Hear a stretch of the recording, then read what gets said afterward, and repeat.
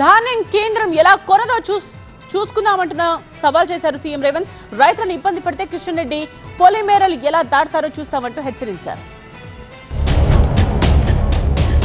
మీకే మాటలు వచ్చు అనుకుంటున్నాం, మాకు మాటలతో పాటు చేతలు కూడా వచ్చు. కిషన్ రెడ్డి గారు 15 తారీఖు తర్వాత వడ్ల సేకరణ 75 లక్షల మెట్రిక్ టన్నులు అయిపోతాయి. ఆ తర్వాత నీ సంగతి చెప్తా ఎట్లా కొనదో కేంద్ర ప్రభుత్వం.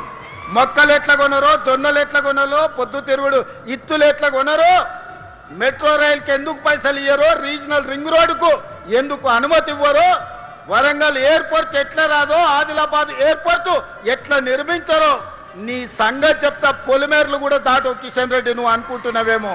నీ కేంద్రంలో ప్రభుత్వం ఉంది, నరేంద్ర మోడీ గారు ఉన్నారని భయపెట్టాలని చూస్తున్నారు. మర్యాద వరకు మర్యాద దాటే మా సంగతి కూడా చూపిస్తాం. ఎవరికేం భయపడేది లేదు.